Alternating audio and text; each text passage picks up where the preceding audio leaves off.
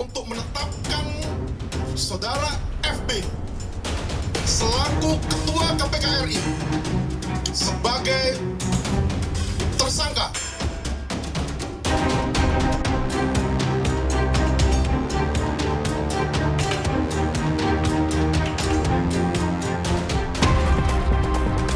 Saudara, saat menggelar konferensi pers tanggapi status tersangka Firly Bahuri, Wakil Ketua KPK Alexander Marwata menyatakan tak malu dengan kasus yang menyeret Firly. Sikap KPK yang terkesan membela Firly pun mendapat kritikan dari mantan penyidik KPK Novel Baswedan. Pertama dalam sejarah Indonesia, sejak KPK berdiri 2023, pimpinan KPK menjadi tersangka korupsi.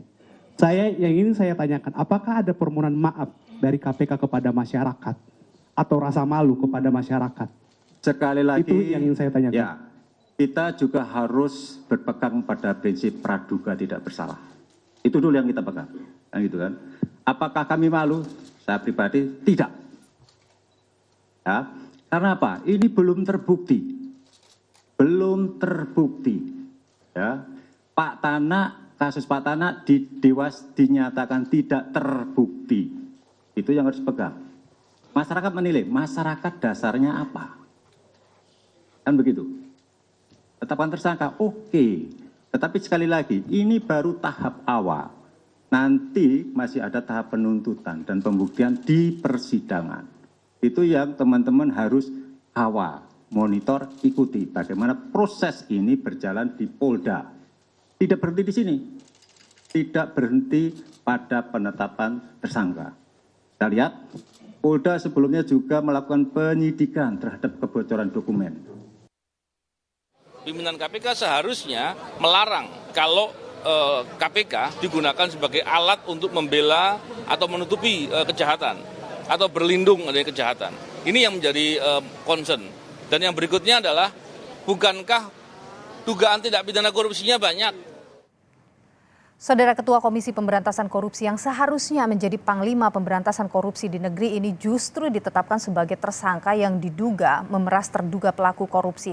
Kita bahas, saudara, lebih dalam terkait dengan hal ini bersama dengan mantan penyidik KPK Novel Baswedan yang sore hari ini sudah hadir di studio Kompas TV. Bung Novel, selamat petang, sehat selalu.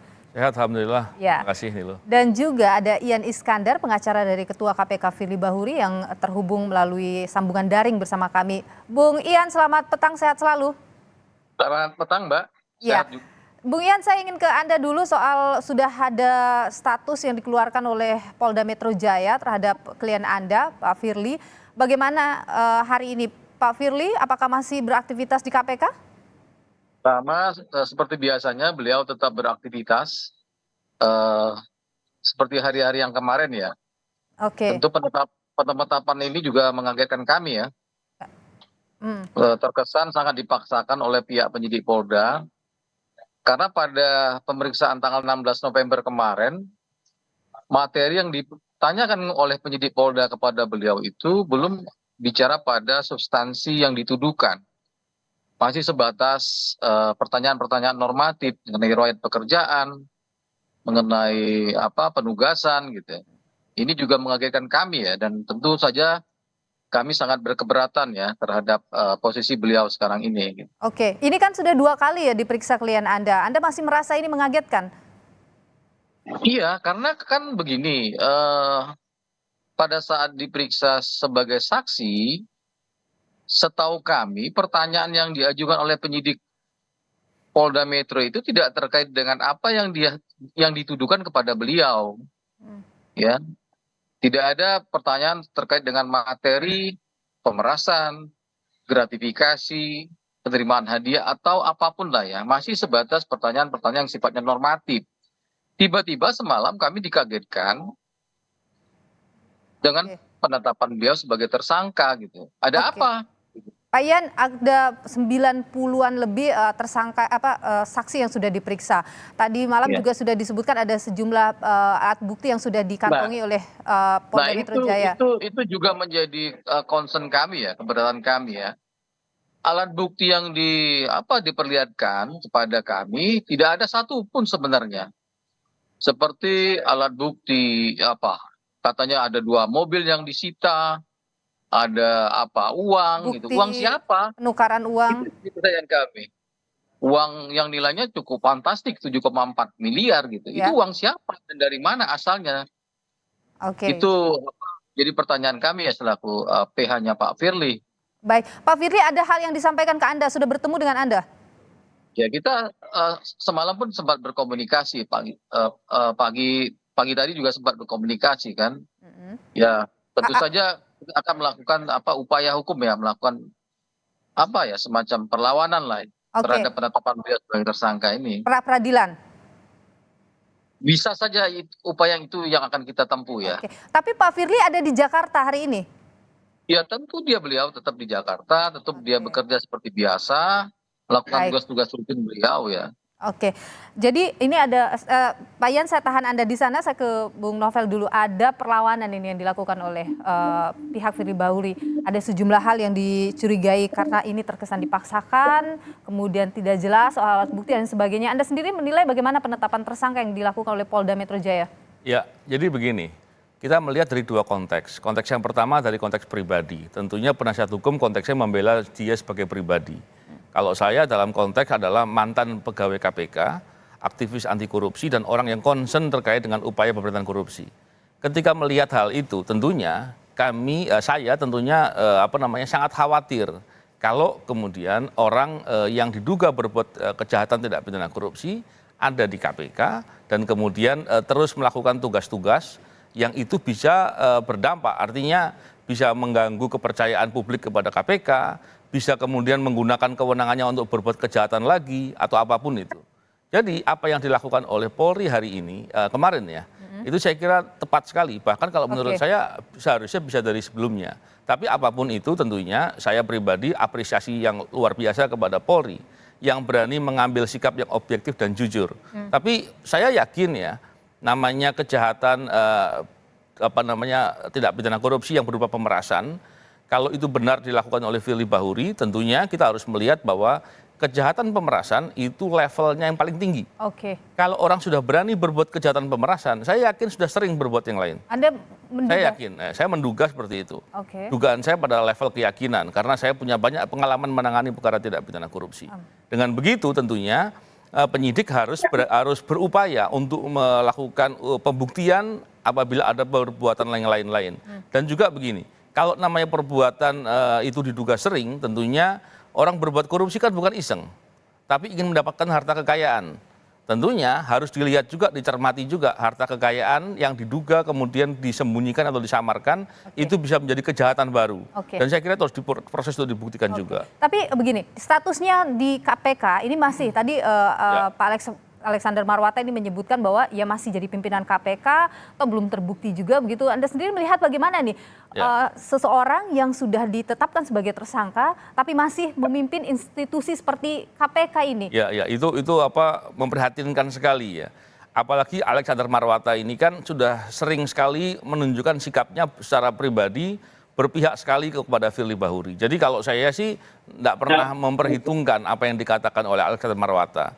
Saya justru malah prihatin, kenapa? Karena level pimpinan seharusnya tahu apabila ada indikasi adanya perbuatan yang menyimpang, perbuatan koruptif, apalagi perbuatan itu diduga tidak pidana korupsi. Dan juga saya yakin namanya perbuatan korupsi itu tentunya tidak mungkin diperlakukan sendiri. Jadi saya khawatir kemudian ada upaya-upaya untuk menutup-nutupi. Apa yang terjadi? Ada kolektif perbuatan serupa? Walaupun tidak selalu harus kolektif yang terstruktur atau sistematis begitu. Tapi tentunya untuk mengakses informasi, kan namanya berbuat korupsi berupa pemerasan atau suap, itu kan pasti berkaitan dengan informasi, berkaitan dengan kewenangan, penggunaan kewenangan yang kemudian disimpangkan, hal-hal begitu yang dilakukan. Dan itu nggak mungkin sendiri. Jadi saya khawatir sikap-sikap pembela ini kemudian menjadi ada konflik of interest yang dilakukan bersangkutan. Yang kedua begini, kita lihat contoh kasus pimpinan yang lain yang sebelumnya, yang itu perkara-perkara atas kriminalisasi. Itu tidak pernah mereka kemudian menggunakan KPK untuk pembelaan. Baik itu biro hukumnya atau mungkin KPK-nya untuk kepentingan pembelaan secara langsung sebagaimana dilakukan oleh Firly Bahuri. Jadi saya semakin khawatir karena apa? kepercayaan publik kepada KPK ini sangat rendah. Baik. Saya khawatir akan turun lagi dan itu membahayakan KPK. Oke, harus mundur tidak? Saya kira bukan mundur, tapi harus diberhentikan karena aturan undang-undangnya begitu. Tapi menunggu Kepres juga ya kalau misalnya harus Ya. diberhentikan. Kalau menurut Pak Novel nih udah cukup ini semuanya dan pasti ya diyakini bahwa Polda Metro Jaya tentu bekerja dengan baik begitu untuk menentukan atau memutuskan sebagai tersangka, Pak Ian. Ya itu kan pendapat Pak Novel ya yang sangat tendensius dan subjektif ya terhadap kepemimpinan Pak Firly. Dari awal kan beliau sudah sangat sering katakanlah dalam tanda kutip memberikan penilaian buruk terhadap kepemimpinan Pak Firly. Tapi begini Mbak, ya Pak Firly ini sudah membuktikan sejak dia diangkat menjadi ketua KPK bisa melakukan upaya-upaya pemberantasan penegakan terkait dengan kejahatan korupsi pada level big fish ya, bukan hanya level bawah gitu. Itu dibuktikan oleh Pak Firly selama dia memimpin gitu. Jadi boleh saja Pak Novel berpendapat seperti itu. Oke.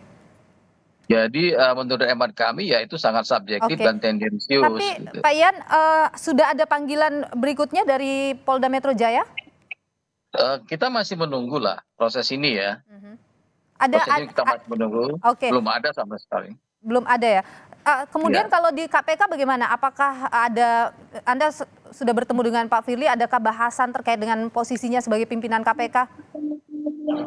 Ya kita masih mempertimbangkan langkah-langkah yang terbaik lah untuk melakukan perlawanan terhadap penetapan beliau sebagai tersangka gitu. Oke, tidak ada rencana Itu aja, misalnya untuk mundur sebagai pimpinan Oh KPK? nggak ada.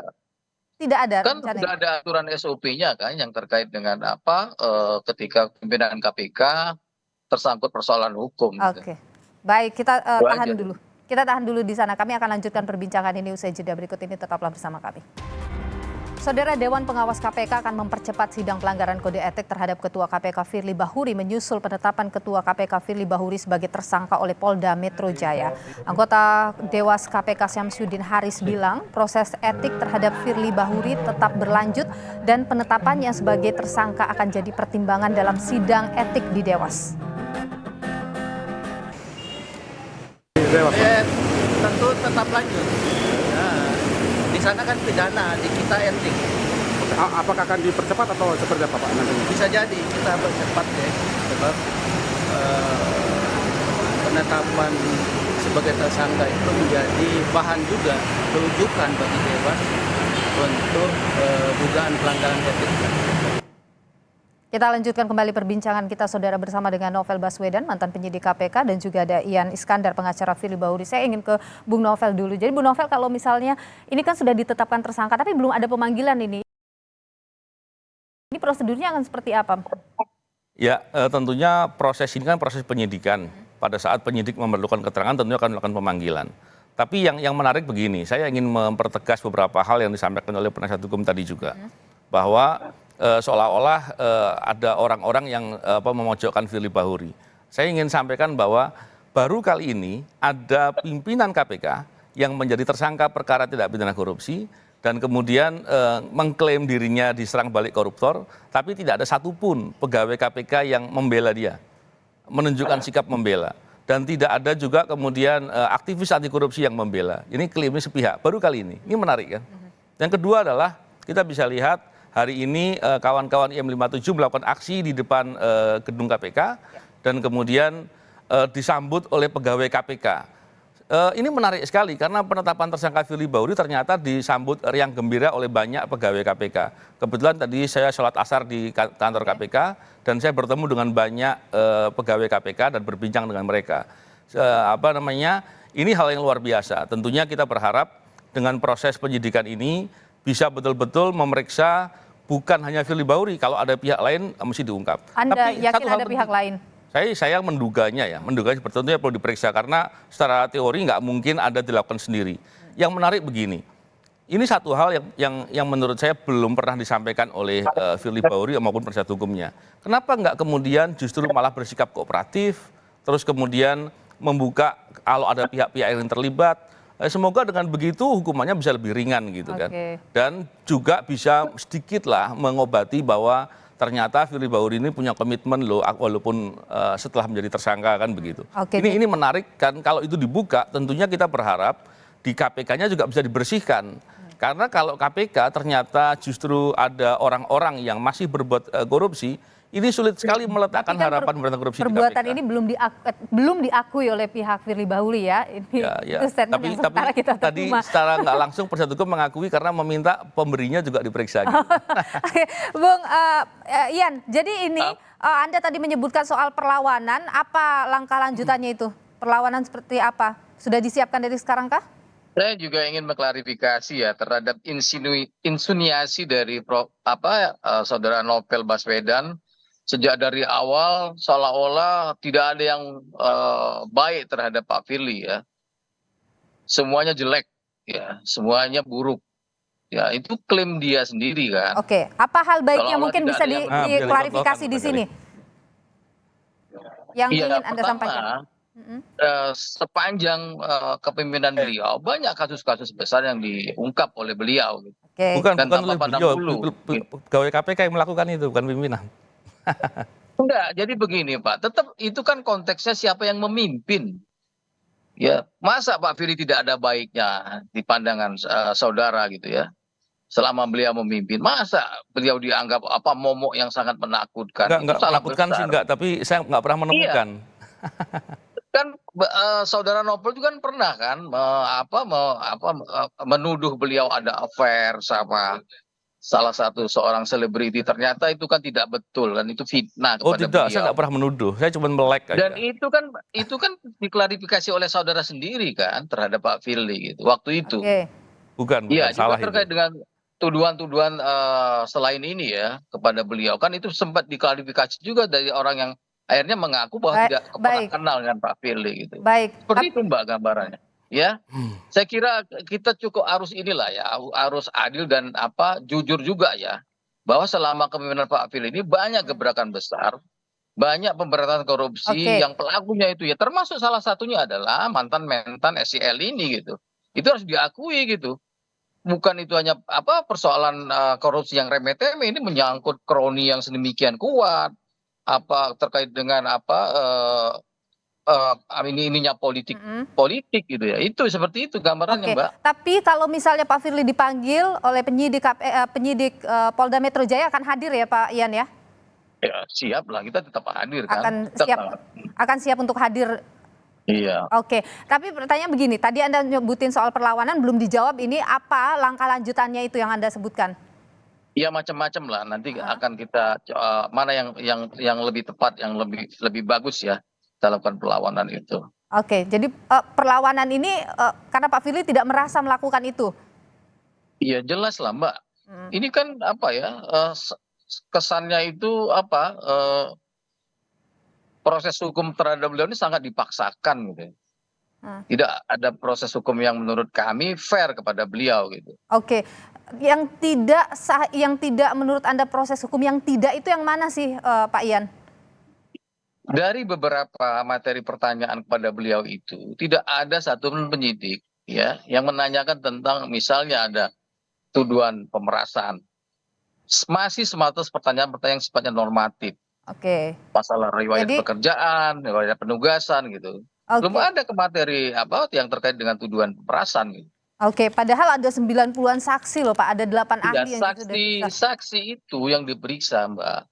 Ada 25 saksi dari KPK, ada saksi Sapam, tukang kebun, saksi ketua RT yang memang sangat tidak berkualitas sebagai saksi. Oke, tidak berkualitas saksi yang diperiksa oleh Polda Metro Jaya. Ya, artinya begini, apakah ada sebanyak saksi ini yang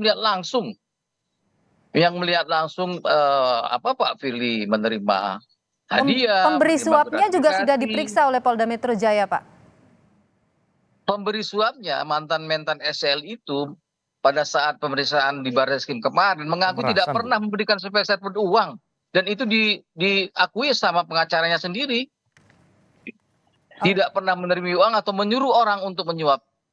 Itu diakui kok sama pengacaranya Pak SYL gitu. Pasalnya ini luar biasa Pak Ian, sampai hukumannya seumur Iya, hidup. kita paham, sangat paham. Kita sangat paham itu tuduhan terhadap beliau, pasal yang dituduhkan kepada beliau. Oke. Jadi clear ya, dari yang mengaku memberi suap itu sendiri mengklarifikasi bahwa beliau tidak pernah memberikan sepeser apapun uang kepada Pak Firly. Oke, baik. Menyuruh orang pihak ketiga itu diakui sama pengacaranya Pak SYL. Kok tahu-tahu Saya tahan di sana dulu. Ini Pak Firly dijadikan tersangka gitu. Kan kontradiktif ini. Oke, bagaimana Bung Novel? Ada apa gitu? Jadi begini, kalau saya memandangnya begini. Yang pertama tentunya perkara pemerasan terhadap orang dalam perkara tidak pidana korupsi ini perkara yang sebetulnya riskan ya. Kenapa? Karena orang yang diperas adalah orang yang bermasalah juga. Dalam hal konteks kalau KPK berarti diduga pelaku tidak pidana korupsi. Biasanya kalau ada kasus pemerasan yang didahulukan kasus pemerasannya. Karena kalau dibiarkan kasusnya yang pelapor atau korban pemerasan ini diproses terlebih dahulu, maka ada relasi kuasa di sana. Sehingga ada peluang orang-orang tertentu yang punya jabatan, punya kekuasaan bisa menekan dia. Oke, Anda menduga mungkin SYL ditekan sehingga... Saya nggak tahu, tapi bisa jadi itu terjadi. Tapi inilah yang gambaran. Jadi melihat perspektif tadi, kita harus pahami itu.